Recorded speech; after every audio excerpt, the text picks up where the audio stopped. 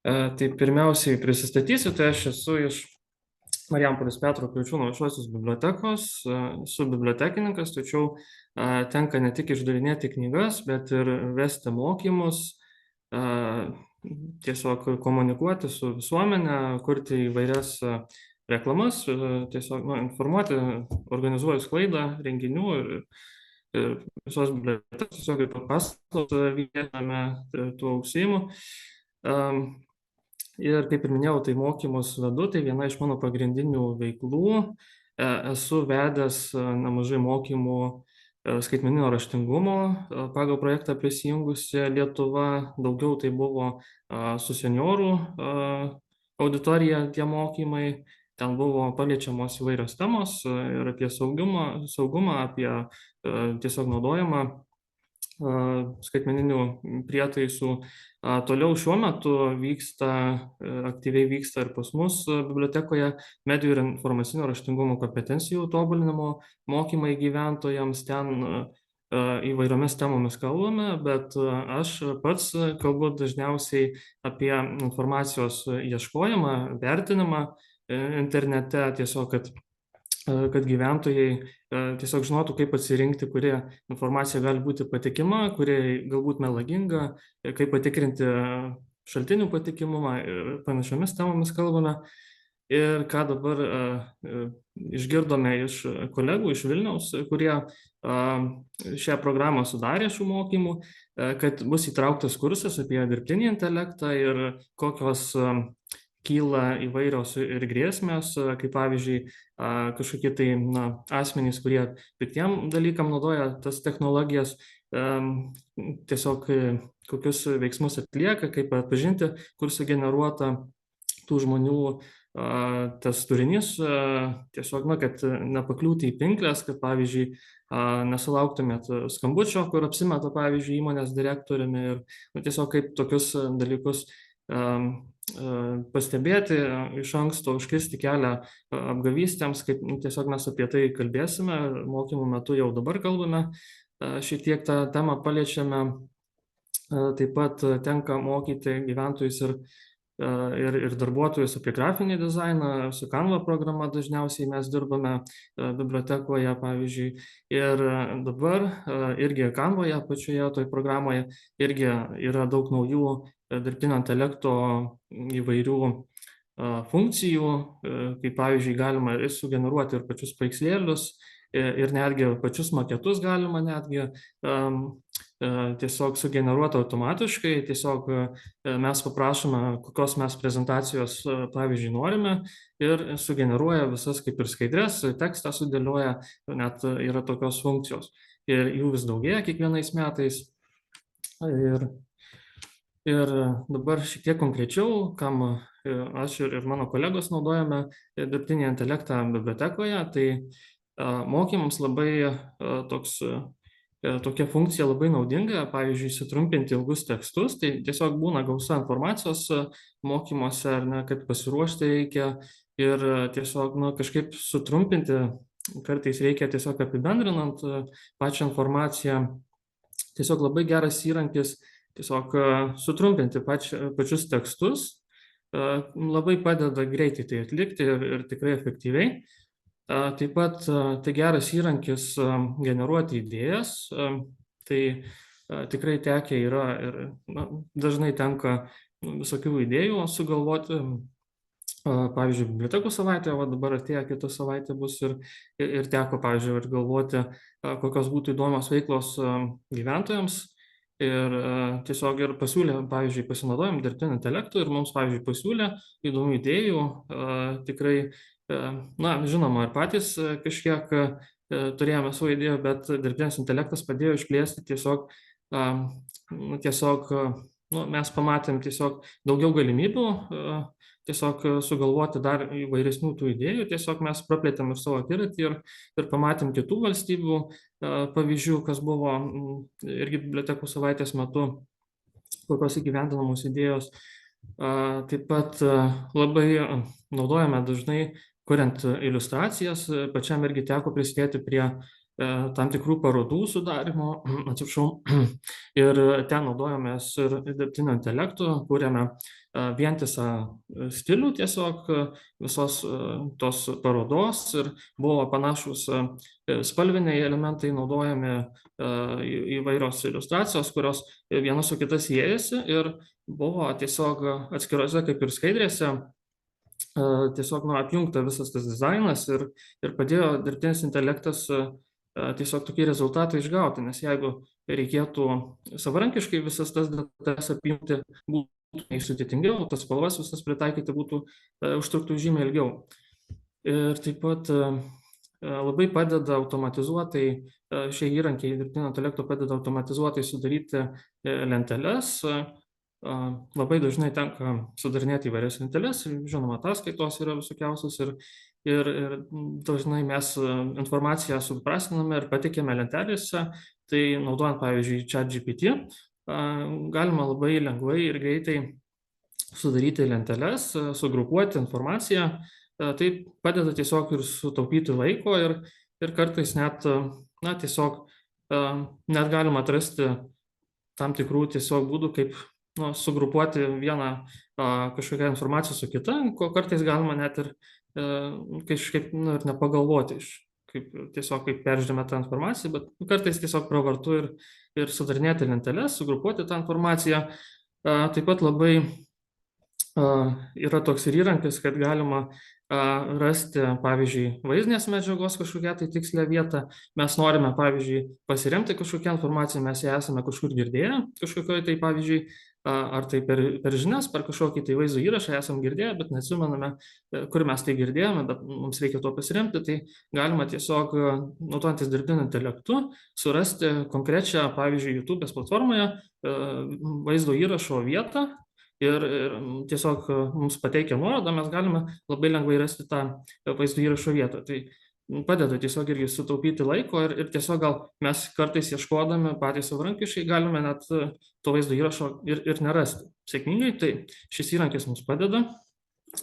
Taip pat labai teko irgi naudoti tokius kaip paveikslėlių raiškos padidinamo tokias programas, irgi dirbtinis intelektas tai atlieka ir tiesiog kartais ir kažkokiai tai medžiagai ar mokymams reikia, yra kažkokios tai iliustracijos ar fotografijos iš senesnių laikų ir jos yra tokios kaip ir neryškios, nelabai matosi, bet reikia mums jas pateikti tiesiog, kad nagrinėtų galėtume ar ne ir per didelį ekraną, tai reikia padidinti jų raišką, tai su dirbtinio intelekto pagalba tą galima padaryti.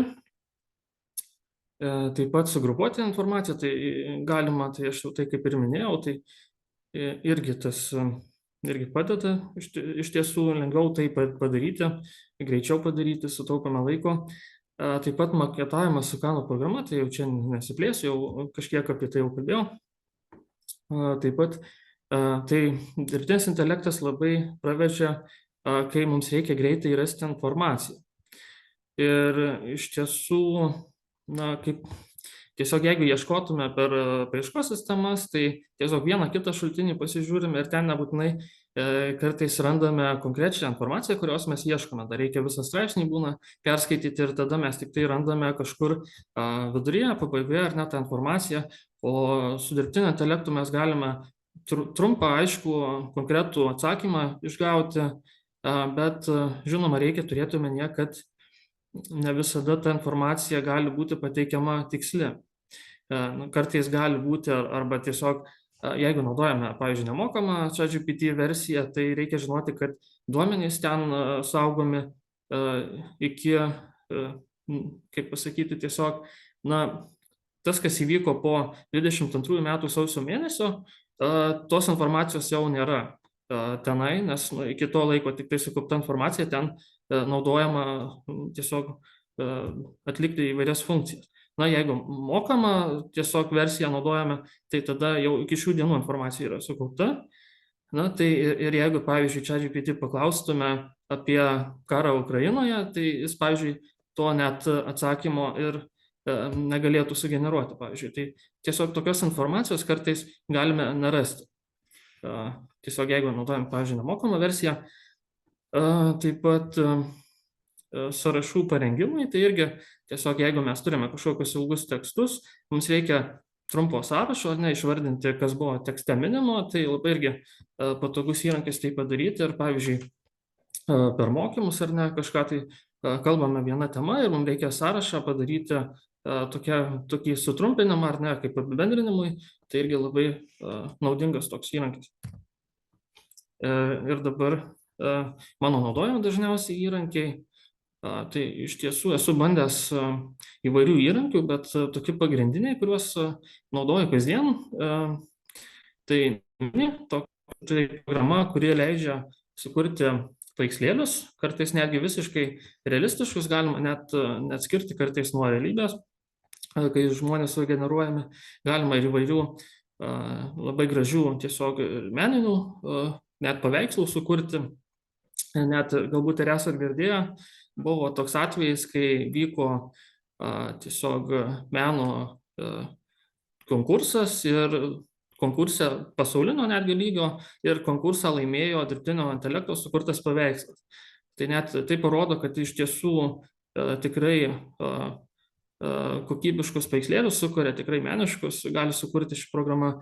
Tai ChatGPT, tai jau kalbėjome šios konferencijos metu apie tai čia nesiplėsiu, tiesiog tai programa, kuri gali mums padėti sugeneruoti tekstus, analizuoti informaciją, galima su ją naudojantis irgi kaip ir sukurti iliustracijas, tai čia tokia kaip ChatGPT priklausanti tokia kaip DALL-E programa, kurią čia irgi aprašiau.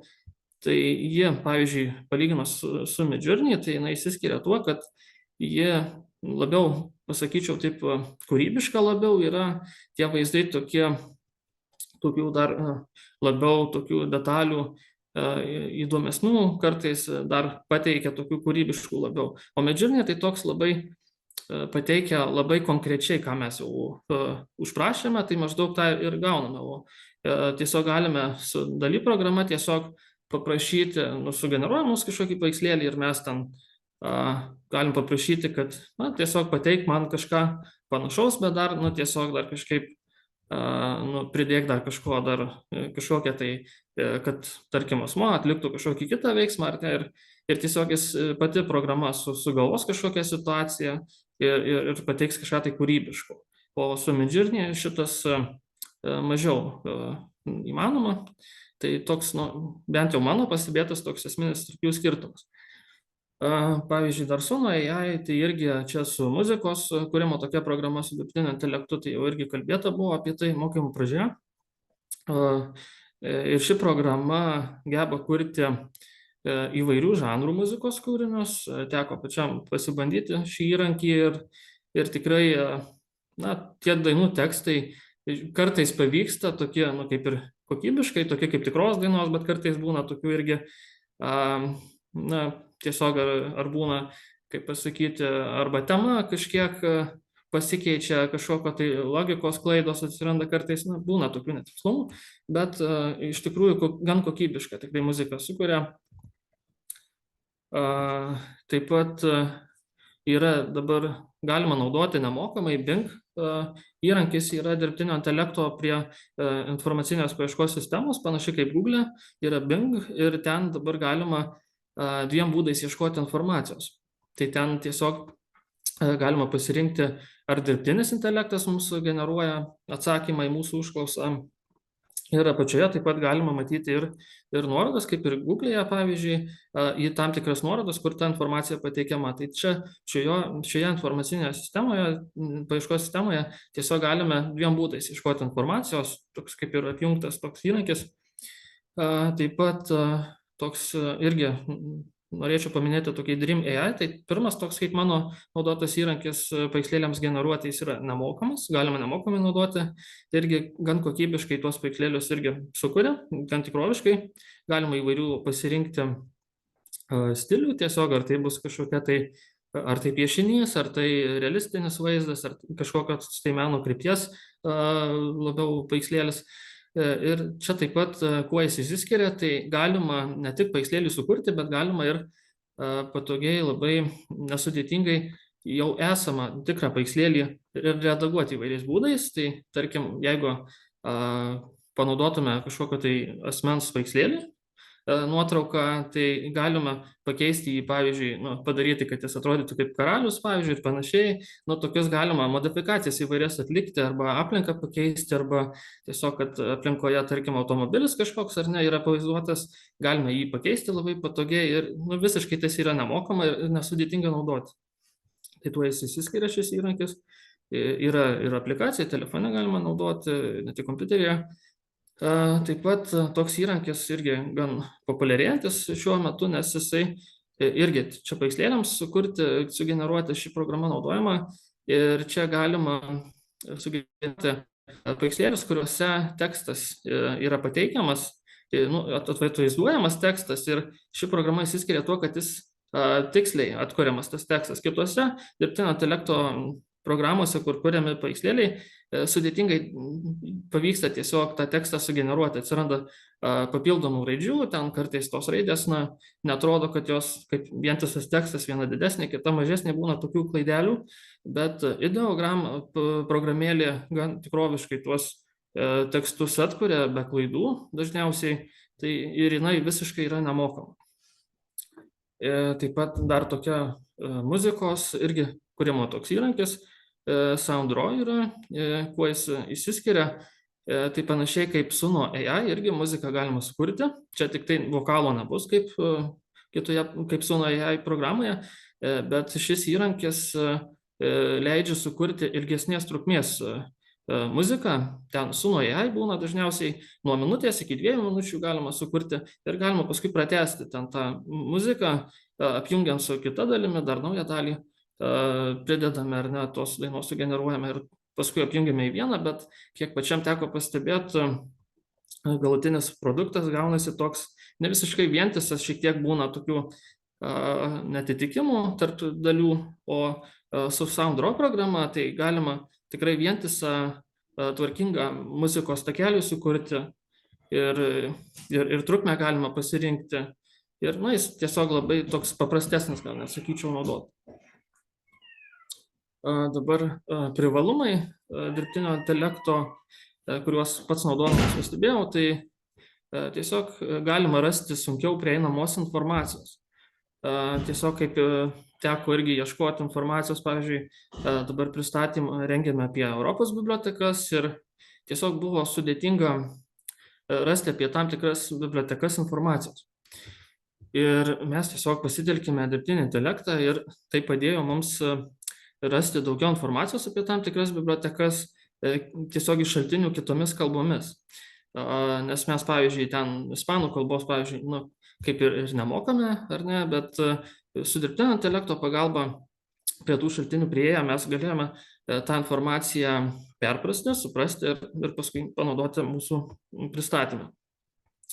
Tai tiesiog norėjau paminėti tai, kad tiesiog padeda tokios prieiti prie informacijos, kurios mes kaip ir nelabai galėtume panaudoti. Taip pat ir tie šaltiniai, kartais tiesiog ieškant, sunku juos rasti greitai, o tiesiog dirbtinis intelektas irgi gali gali rasti tą informaciją ir šiek tiek greičiau tiesiog viskas tas vyksta ir gali pateikti ir šaltinius. Mes tuos šaltinius dar galima dar kartą persižiūrėti, patikrinti, ar nėra kažkokios irgi, kaip anksčiau buvo minėta, kad kartais prikuria kažkokią tai informaciją, tai mes dar pasitikrinom, ar ta informacija tiksli, nėra kažkokia tai dar sugeneruota, išgalvota. Tai čia vienas iš esminių, sakyčiau, privalumų, ką pastebėjom, tai tikrai sumažėjo laiko sąnaudos naudojant šius įrankius. Taip pat šie įrankiai dirbtinio intelekto padeda lengviau suvokti sudėtingą informaciją.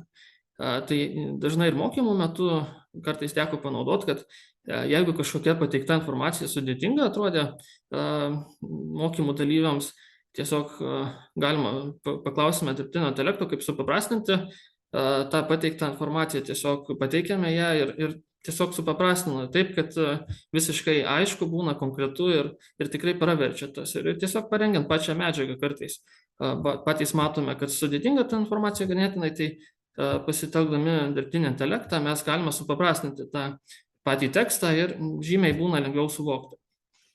Taip pat Tai, kaip ir minėjau, tai gali padėti suprasti, perteikti mums nežinomomis kalbomis pateiktą informaciją.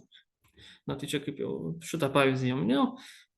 Taip pat galima sukurti konkrečias iliustracijas. Tai tiesiog jeigu mums reikia kažkokios tai, na, labai konkrečios informacijos, pavyzdžiui, turime kažkokį tai renginį su tam tikru pavadinimu ir mums reikia iliustracijos, kuri kažkaip atvaizduotų maždaug esmę to renginio pavadinimo, tai mes galime sugeneruoti paveikslėlį, kuriame tas būtų vaizduojama.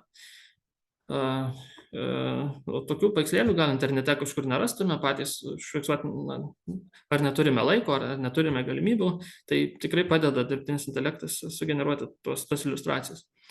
Na ir trūkumai, tai privalumų yra ir trūkumų, naudojant dirbtinio intelekto įrankius. Tai vieni iš jų tai gramatinės, kitos, pavyzdžiui, logikos klaidos, tikrai pasitaiko, kartais galūnių tiksliai nepataiko, jeigu lietuviškai ypač bandome sugeneruoti tekstą, tai tikrai būna, kad reikia pataisyti, tikrai reikia iš karto nepasitikėti 100%, kad jau ten sugeneruotas tekstas bus visiškai tikslus, visiškai taisyklingas. Reikėtų persižiūrėti visą laiką gramatiką, rašybą, nes pasitaiko tikrai, ypač verčiant iš kitų kalbų, kažkokių tai klaidelių. Taip pat sugeneruotų paveikslėlių fone gali būti nerealistiškų objektų. Kartais atrodo taip iš pažiūros, kad sugeneruota viskas taip tikroviškai, tvarkingai, bet jeigu taip prisartiname kitą vietą, tai nerealistiškų objektų ten yra, ar tarkim, jeigu knyga pavaizduota paveikslėlėje, kad puslapiai kažkaip netaip lenkiasi ir panašiai. Būna kartais tokių tikrai klaidelių, tai irgi jas reikėtų visą laiką persižiūrėti. Tai vienas irgi iš trūkumų, tai kad dauguma įrankių yra mokami, jie kainuoja, o pavyzdžiui, kas jau nemokami tie įrankiai, tai šiek tiek mažiau tų funkcijų turi ir tiesiog jau tai yra dažniausiai mokami įrankiai yra kokybiškesni. Taip pat priklausomybė, tai čia toksai iš dviejų pusių galima pažiūrėti šitą dalyką, kad pavyzdžiui priklausomybė tai gali būti ir tiesiog, kad jau jeigu įprantame naudoti tas technologijas dirbtinio intelekto, tai paskui sunku patiems jau kažką tai sukurti. Ar tai tekstą paskui jau rašyti sunkiau, jeigu mes ilgą laiką tik tai jį generuojam, patys mažiau rašom, tai tiesiog tiek susilpnėja, šiek tiek jos užmirštame. Tai čia iš vienos pusės ta priklausomybė, o kita priklausomybė teko ir internete, tiesiog bendraujant su žmonėmis išgirsti tokių nuomonių, kad tiesiog kaip yra kuriami paveikslėliai, ar ne, ir žmonės tiesiog mėgsta tai daryti, tiesiog sugeneruoti, tiesiog smalsu, kokie rezultatai gausis. Ir tiesiog dažnai daug naudojant šios įrankius, tiesiog gali tokia kaip priklausomybė, kaip tokia atsirasti, kaip tiesiog mes nebegalime, atrodo, be to gyventi, nebegalime negeneruoti tų paveikslėlių, tiesiog smalsu, kaip, tarkim, ar tai būtų priklausomybė nuo kompiuterinių žaidimų, ar pramogų kažkokių, tai čia irgi tokia, kaip gali įsivystyti kaip ir priklausomybė. Irgi apie tai reikėtų irgi pagalvoti visą laiką. Taip pat, ką teko irgi pastebėti, tiesiog dominti šią temą, kad yra daug netikrų programų, tai galima net ir rasti, atsisiųsti programas, kurios atrodo, kad sako, kad generuoja ten tuos rezultatus ir panašiai, bet, pavyzdžiui, svetainę atsidarius ir pasižiūrėjus atidžiau, galima matyti, kad ten ir galima net atsisiųsti virusų, kad ten yra apgaulinga ta programa, kartais net plagiatų šitų yra tiesiog padirbtų svetainių. Pavyzdžiui, ChatGPT kartais galima rasti, nežinau, ar teko jums matyti Facebook'e skelbimai, kad ten ChatGPT nauja versija išleista ir galite pasibandyti ir ten nuorodą pasispausti. Ir ten jau iškart atidžiau pažiūrėjus matosi, kad galima tiesiog į netikrą svetainę papulti, tai nėra oficiali, tai šaltinio ir ten tiesiog galite, jeigu pateiktume duomenis, juos prarasti. Tiesiog tai bandymas toks apgauti žmonės, yra tokių dalykų tikrai internete. Skaičiau, kad ChatGPT versija nemokama naudoja sukauptus duomenis tik iki 2022 metų sausio mėnesio. ir negali generuoti paveikslėlių ši versija.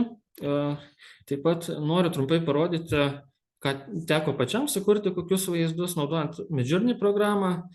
Čia visi vaizdai, kuriuos matote, sukurti su Midjourney programa.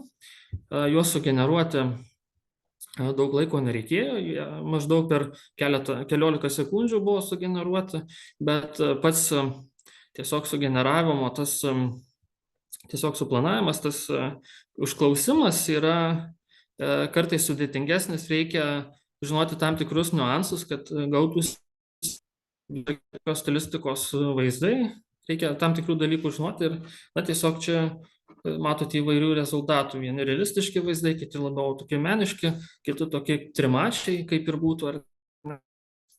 Ir logotipas dešinėje pusėje matote toksai kaip paprasto stiliaus. Galima įvairių tiesiog sukurti tipų paveikslėlių, naudojant šiomis programomis ir manau sutiksite, kad pavyzdžiui, gali realistiškai atrodyti, kaip net ir šis žmogus dešinėje, ar neatrodo kaip tikras žmogus, net atrodo, net skirtume, ar tai tikra nuotrauka, ar jis sugeneruota. Tikrai iš esmės sunku atskirti, net ir knyga atrodo, ar ne puslapiai, viskas tikroviškai atrodo, lentynoje knygos, esmė, kad šios technologijos tobulėja kasmet ir per praeitus metus labai ženkliai patobulėjo ir ateityje tobulės ir tai irgi perauga į kitą temą, kad tiesiog labai svarbus yra saugumas internete, nes kai šie įrankiai prieinami plačiai visuomeniai, tai gali jais pasinaudoti ir tie žmonės, kurie ir negerų kėslų, tiesiog gali bandyti apsimesti kitų asmenių, ar tai tiesiog apsimesti kažkokiu tai ar žinovų kažkokios temos, skleisti informaciją, žmonės kažkaip tai vienai paveikti arba tiesiog kitiem tikslam panaudoti gali tik tai tą informaciją, tas galimybės dirbtinio intelekto. Ir dabar dar parodau tokią trumpą iliustraciją, kad matote kairėje paveikslėlius tarp, kur sugeneruoti paveikslėliai ir kur tikri. Ir manau sutiksite, kad ir sugeneruoti paveikslėliai atrodo visiškai realistiški ir jeigu net kartais mokymuose irgi kalbame kaip apie dirbtinį intelektą, tai šias iliustracijas dalyviams ir tokia užduotėlė užduodu, kad atspėtų, kuris žmogus tikras, o kuris sugeneruotas, ir dažnu atveju gyventojams, dalyviams nepavyksta teisingai. Ir tiesiog visi dažnai sutinka, kad beveik neįmanoma kartais atskirti, kas tikra, kas ne, ir tiesiog, paskui tai kyla ir tokios problemos, kad ir gali kažkas ir apsimesti kitų asmenių, gali falsifikuoti kažkokius įrodymus su dirbtinio intelekto pagalba. Dabar šiais metais, kas dar nėra šis įrankis plačiai visuomenė išleistas, dar jis yra kuriamas, tai toksai Sora AI, toks įrankis, kuris gali generuoti vaizdus. Čia tik tai nuotraukos pateikiau, bet čia yra, galbūt esate internete matę tokių vaizdai, ten buvo su šunimis, tokių, kur žaidžia sniege vaizdai, pavyzdžiui, mamutai, pavyzdžiui, ar ne, kad eina link mūsų tarsi, ar ne, tokie vaizdai sugeneruoti, bet jie nėra visiškai tikri, jie tik tai sugeneruoti su programa. O čia ištrauka iš vaizdo įrašo, kur tiesiog irgi realistiškai atrodo, kaip žmogus į kosminį laivą įlipa, ten skrenda ir panašiai. Tiesiog tie vaizdai sukurti pačio dirbtinio intelekto, be jokio žmogaus, galima sakyti, įsikišimo. Ir šie įrankiai bus prieinami plačiai visuomenė ir, esmė, kad nebūtinai tik geriems tikslams bus naudojami šie įrankiai. Tai irgi apie tai su mokymų dalyviais kalbame, diskutuojame. Tiesiog, kad tokių grėsmių atsiras daugiau ateityje, kur nebeatskirsime, kas tikra, kas netikra. Tai gali šie įrankiai ir politikoje būti naudojami ir panašiai. Tokia ateitis bus, kad nėra tiesiog, nebus paprasta tiesiog pamačius vaizdus tikėti, kad tai tikras įrodymas, reikės dar informaciją patikrinti. Tai apibendrinant mano pranešimą, tai norėčiau tiesiog pasakyti, kad naudodamiesi dirbtinio intelekto programomis mes galime lengviau rasti informaciją, paprasčiau ją perteikti ir sutaupyti laiko ją struktūruojant. Ir dirbtinis intelektas suteikia galimybę sukurti profesionalias meninės iliustracijas per santykinai mažą laiką. Šio tipo programos, kaip ir kalbėjome, ir kiti dalyviai mokymų kalbėjo, kad nėra 100% patikimos, gali vis dėlto pasitaikyti klaidų, gali sukurti kažkokią tai informaciją, kurios net nėra tikros, kažkokią tai gali sugalvoti naują informaciją tiesiog. Taip pat per dažnas dirbtinio intelekto naudojimas priklausomybė darosi sudėtingiau dirbti nesinaudojančiais įrankiais ir internete vis sunkiau žinoti, kas tikra, o kas sugeneruota dirbtinio intelekto programomis. Tai ačiū už jūsų dėmesį.